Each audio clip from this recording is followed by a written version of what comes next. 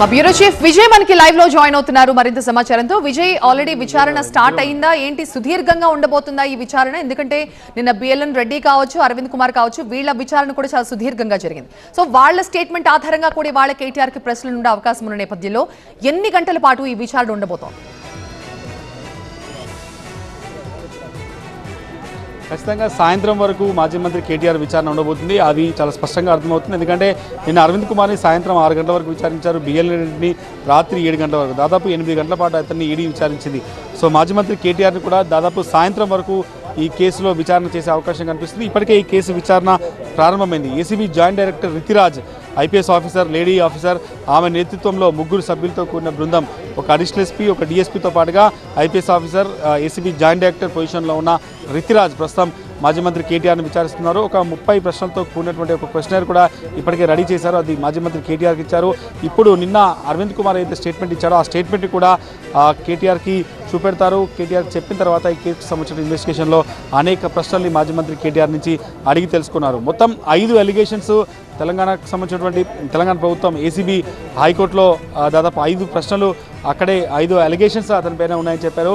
Cabinet approval లేకుండా state structure సంబంధించినటువంటి అమౌంట్ని ఒక విదేశీ కంపెనీకి ఎలాంటి క్యాబినెట్ అప్రూవల్ లేకుండా, ఫైనాన్స్ క్లియరెన్స్ లేకుండా డబ్బులు చెల్లించారు. దీని వెనకాల హెచ్ఎండిఏ తన పరిధి దాటి వ్యవహరించింది. నిన్న అరవింద్ కుమార్ కూడా చాలా స్పష్టంగా స్టేట్మెంట్ ఇచ్చారు. అరవింద్ కుమార్ మంత్రి ఆదేశాల మేరకే తాను ఏదైతే ఆదేశాలు ఇచ్చానో అది కంప్లీట్గా హెచ్ఎండిఏ కాంపిటెంట్ అథారిటీగా ఉన్న, హెచ్ఎండిఏ బోర్డు చైర్మన్గా ఉన్న, అప్పటి ఎంఏడి మినిస్టర్గా ఉన్న కేటీఆర్ చెప్పినటువంటి ఆదేశాల మేరకే తాము చేశామనే విషయాన్ని చెప్పారు. కాబట్టి so Arvind Kumar statement, Dana Kishore complaint, ఇవన్నిటిని బేస్ చేసుకొని ఈరోజు కేటీఆర్ విచారిస్తారు. కేటీఆర్ పైన ఉన్న 5 మెయిన్ ఎలిగేషన్స్ అంతా కూడా ఈ ఏదైతే క్యాబినెట్ అప్రూవల్ లేకుండా డబ్బుల్ని స్టేట్ ఖజానా నుంచి ఒక ఫారెన్ కంపెనీకి డబ్బుల్ని పంపడం, దాంతోపాటు క్యాబినెట్ అప్రూవల్, ఫైనాన్స్ క్లియరెన్స్ లేకుండా చేయడం, అప్పుడు ఎలక్షన్ కోడ్ అమల్లో ఉన్నప్పటికీ కూడా కనీసం ఈ ఎలక్షన్ కమిషన్ పర్మిషన్ కావచ్చు, లేదంటే గవర్నర్ పర్మిషన్ తీసుకోకుండానే డబ్బుల చెల్లింపు జరిగింది.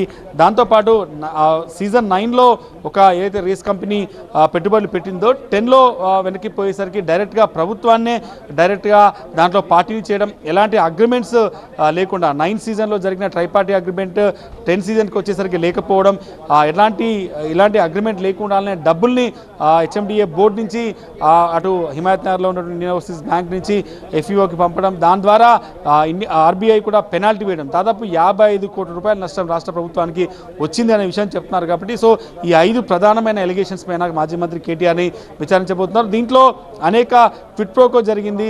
ఈ డబ్బుల్ని ఆ రేస్ కంపెనీ పెట్టడం వెనకాల ఒక క్విట్ ప్రోకో జరిగింది.